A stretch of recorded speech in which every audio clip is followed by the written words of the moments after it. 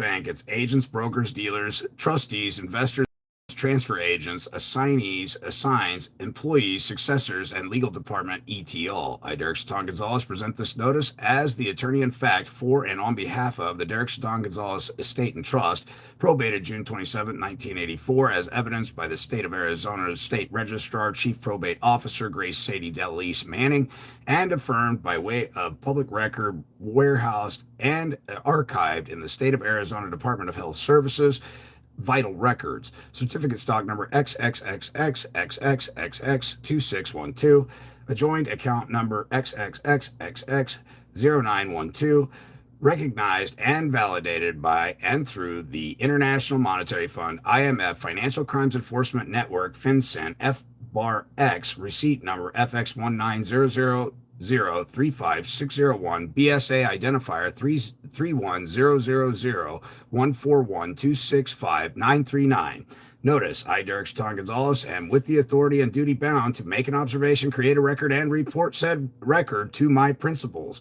As such, I am a federally protected witness. Any and all correspondence sent to I, Derek Chaton Gonzalez, by any and all respondents must include one's full legal name, capacity, and title of the company one is gainfully employed with, a complete address including state, city, zip code, and suite if applicable, a valid email address, a valid phone number with extension if necessary, and a valid fax number if one is available. All correspondence pertaining to the following subject matter must be signed with wet ink signature, or the response will be deemed to be a non-response. By complying with the following prerequisites, all respondents are duty bound to know by or wet ink signature to any and all correspondence pertaining to the following subject matter. One does so as a free will act and deed under their own unlimited personal, professional, civil, and criminal liability, void where prohibited by law. The inclusion of one is the exclusion of another. An affirmative implies a negative. Law should bind those who make them. Fiction arises from the law and not law from fiction. The denial of a conclusion is error in law. There is no disputing against a man denying principles. Against one denying principles, there is no disputing. Not far removed from brutes are those who are wanting in reason. Reason and authority are the two brightest lights in the world. Reason in law is perfect equity. Nothing which is against reason is lawful. Principles prove they are not proved. Plain truth need not be proved. Every principle is its own evidence, and plain truth are not to be proved. Dissimilar things should not be joined. Nothing similar is identical. What is like is not the same, for nothing similar is same. A person is a man considered in relation to a certain status. The ignorance of the judge is the misfortune of the innocent. Ignorance of the law excuses no one, for all are presumed to know those things to which all consent. By ignorance, failures are increased. A good judge may do nothing from his judgment or from a dictate of private will, but he should pronounce according to the law and justice. Not to exist and not to appear are the same thing. What does not appear and does not exist are the same. It is not the defect of the law, but want of proof. To speak insufficiently is the same thing as to say nothing. He who alleges contradictory things is not to be heard.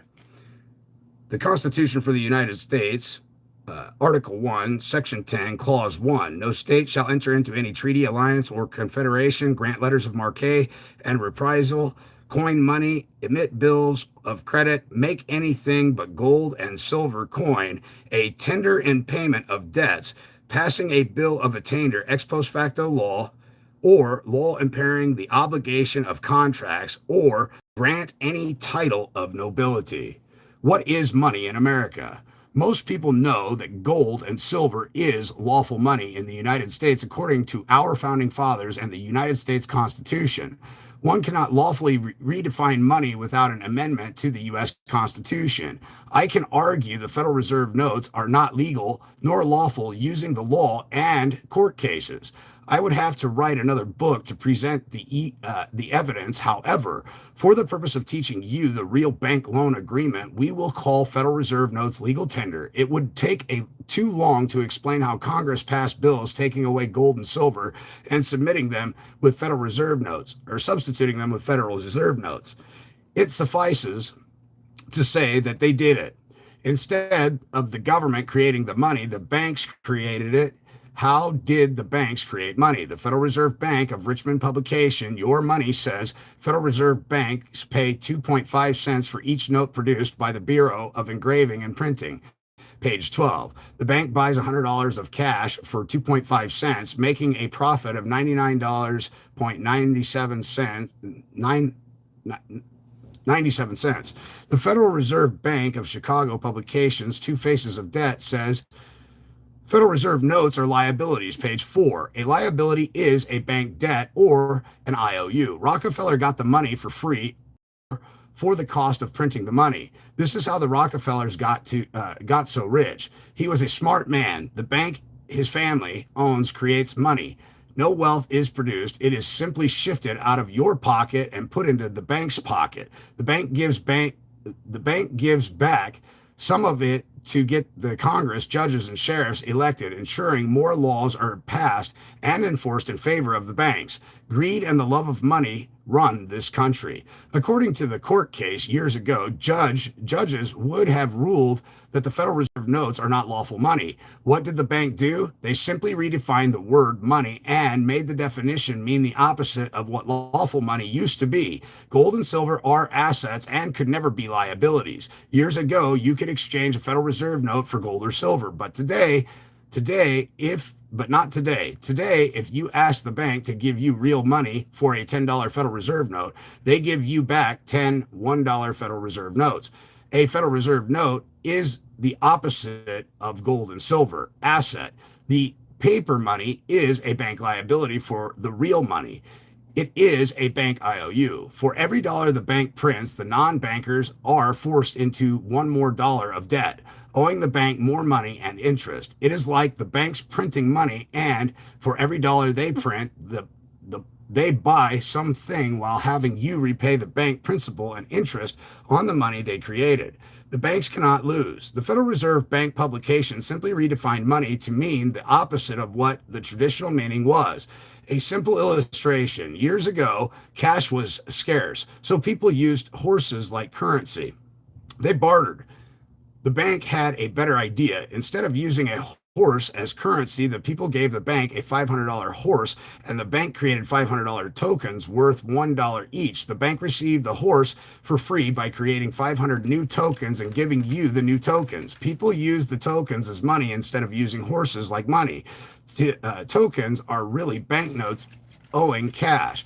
Tokens became checkbook money. Checkbook money stopped people from stealing cash. For safety reasons and out of the convenience, people use checkbook money for large transactions and cash for small purchases. The bank simply expanded its operation by exchanging newly created tokens for matching amounts of promissory notes that can be sold for cash. Casinos force you to use cash or tokens liabilities as money, and the banks force you to use cash or checkbook money liability as currency, thereby forcing their private monopoly money upon the citizens.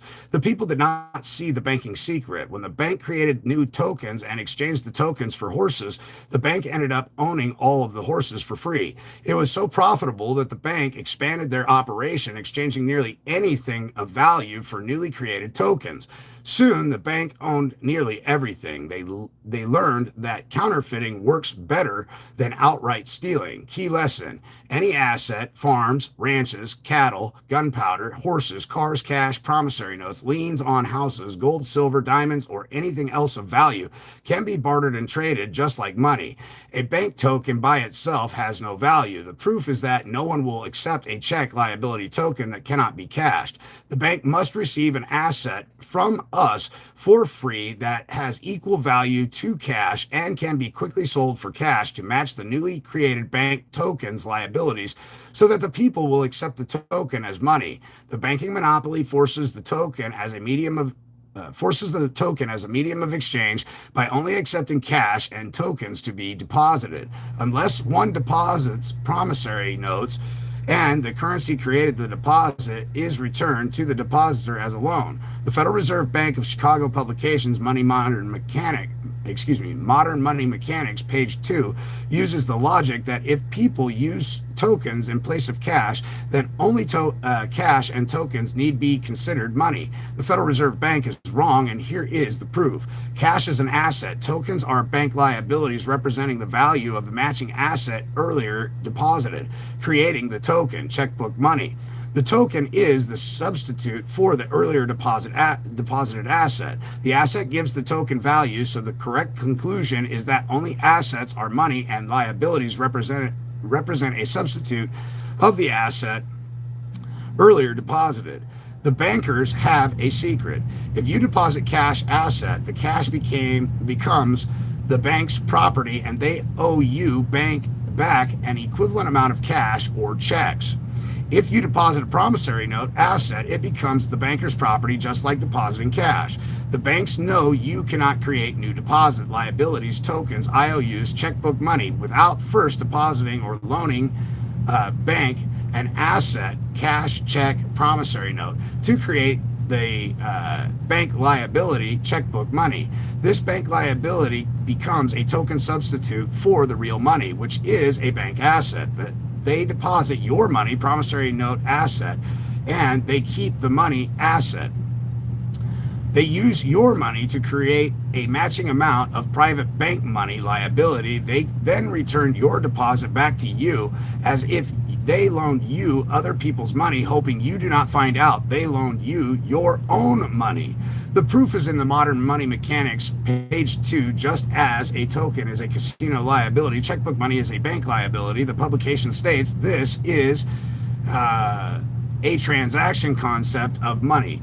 It then lists demand deposit bank liability tokens and other checkable deposits. Bank liability tokens as money. The next page explains that banks learned how they could create money tokens by exchanging a borrower's promissory note for newly created bank notes, bank liability tokens, and loaning the bank notes back to the alleged borrower as money. In this way, banks began to create money. The next paragraph states transaction deposits are the modern counterpart of bank notes. Remember, a transaction deposit is a checking account balance bank liability token. Then it explains how issuing a bank note is like making a bank bookkeeping entry that creates a deposit bank liability token for a borrower, which can be spent by writing a check.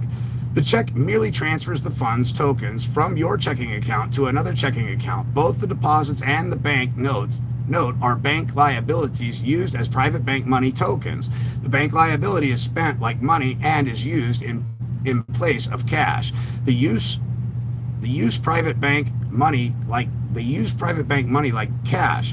One first deposits cash asset as a promissory note asset, having actual cash value. The asset is exchanged for a token liability or checkbook money liability owing the cash.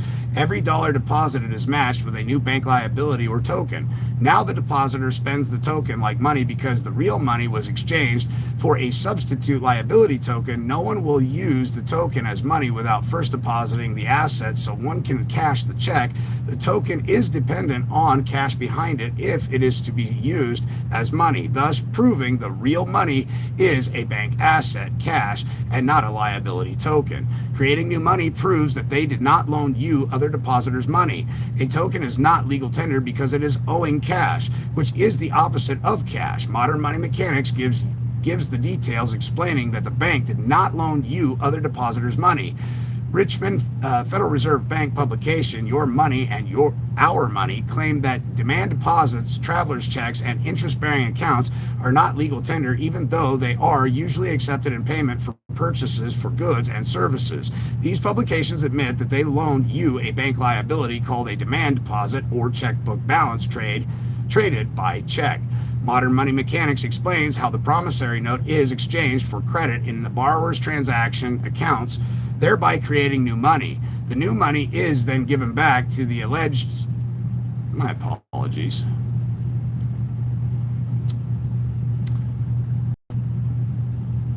The new money is then given back to the alleged borrower as a bank loan. Your money and our money claim that the loan, in fact, becomes new deposit money. Federal Reserve Bank of New York publication. I bet you thought states, commercial banks, create checkbook money whenever they grant a loan. Then it gives the details on how the bank exchanges a promissory note for a newly created deposit, and the new deposit becomes new money.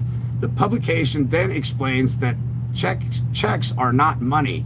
They simply transfer bank liability tokens from one checking account to another checking account. They are simply order forms to move transaction balances.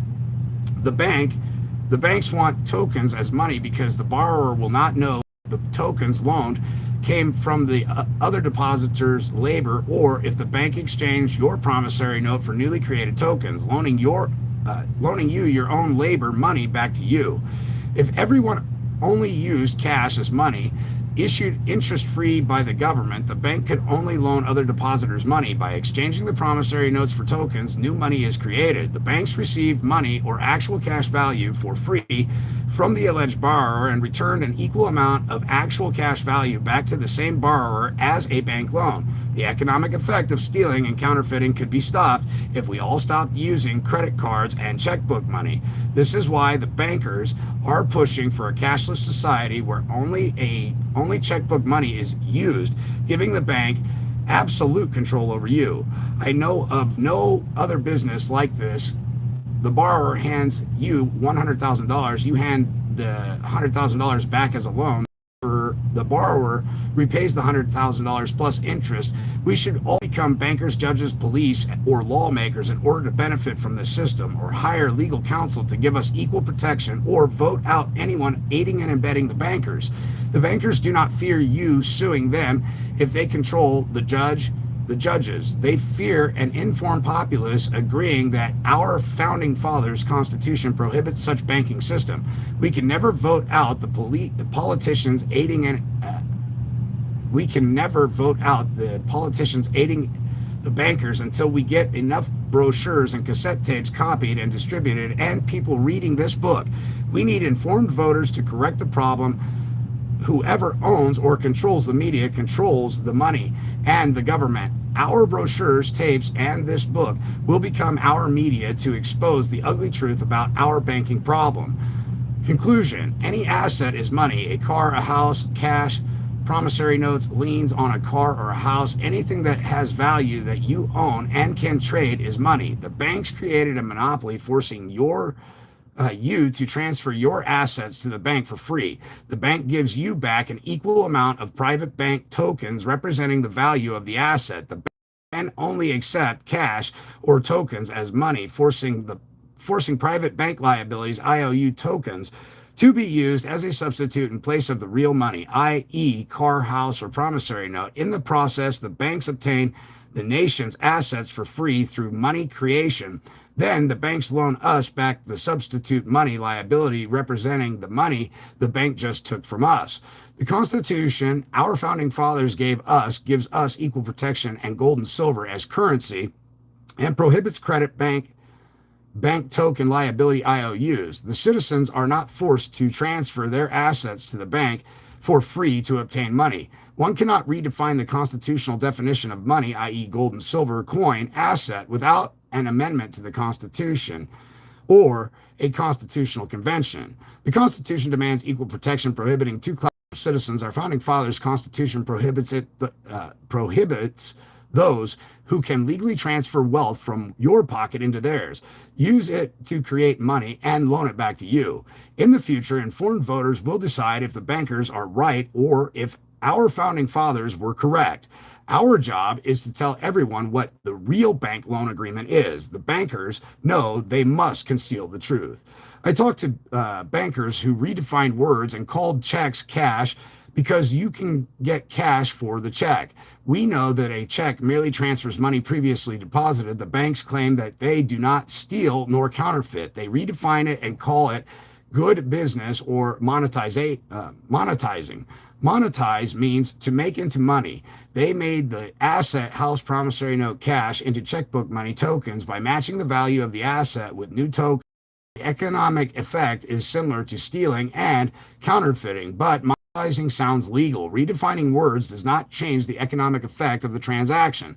Someone still transferred an asset from one party to another without the authorization of the one who lost the asset. 13. The promissory note, money according to the bank. From previous chapters, we've learned that the bank has forced us to use bank IOUs tokens as money. I bet you thought teaches us that the bank IOU checkbook money have no value without first depositing cash or promissory notes to create the bank IOU traded as money. It explains how banks create money bank IOUs based on a borrower's promise to repay. The bank publication then explains how the alleged borrower promissory note and secured collateral gives the newly created bank IOU value. The banks create money against the value of those IOUs. The IOUs they are referring to are the alleged borrower's promissory note. It continues to explain how banks are monetizing debt. Monetizing is simply explained as creating a new bank IOU called new money to match a promissory note IOU to repay the loan. The publication then admits money does not have to be issued by the government. A simple IOU can be used as money. The same publication admits that promissory notes are money by admitting that any item having the following three traits is money. 1. Anything individuals or banks generally accept in exchange for items of value. 2. A standard of measuring value. 3. Purchasing power stored for future spending. When the bank sells deposits or exchanges the promissory note, it is proof that the bank used the promissory note as money. It has a standard of measuring value. It has equal value to cash, and purchasing power is stored. It retains its value because the principal and interest are returned or foreclosure results. Apply the bank's definition of money to bank checkbook money, and you have just proved that checkbook money is not money. The bank checkbook money is merely a scorecard of money banks owe depositors. It is a standard of measuring value owed for the asset. Money owed disqualifies checkbook money as a standard of measuring value. The new asset and new liability represent the same funds deposited. A check or checking account balance liability without cash asset behind it has no value. It is an IOU that cannot be paid. The public that the value of the bank's IOU checkbook money token liability came from the borrower's IOU promissory note asset. People do not accept checks that cannot be exchanged for cash, proving the bank's IOU token is not money per the bank's own definition of money. The bank token liability is merely a substitute representing the real money recorded as a bank asset, cash. The promissory note asset has equal value of cash, making the promissory note equal to money asset. The banking monopoly uses tokens, IOUs, checkbook money when you repay the alleged loans in an attempt to force the tokens to be used like money, but the value behind it is a bank asset. In court, it is common for a bank to claim that promissory note is money to the bank, but not money to the alleged borrower. How can it be money and not money at the same time? If they admit it is money to the bank, then the banker must admit that they received money from the alleged borrower to fund the check. If this is the case, where is the money loaned to issue the check? I received a telephone who claimed that there was not a bona fide signature on the promissory note and that the promissory note was a forgery. He demanded that the bank produce the original promissory note so that he could prove it was a forgery. The bank responded by claiming that the promissory note had burned and that they only had a copy of it. The bank knew that on the back of the promissory note was stamped paid to the order of, just like a check, and that people traded these notes like money. The bank also stamps the words without recourse, which completely eliminates the drawer's secondary liability. Does this that they know the promissory note is a hot potato? The bank did not want to show that they altered the promise to pay money into money itself. Altering a document makes the document a forgery, and then they would have to admit that you gave them money to fund the check. They had to conceal the evidence and claim that the original. When we come back, we'll be coming back to ranchers' stamp. Names are changed to protect the identity of those involved.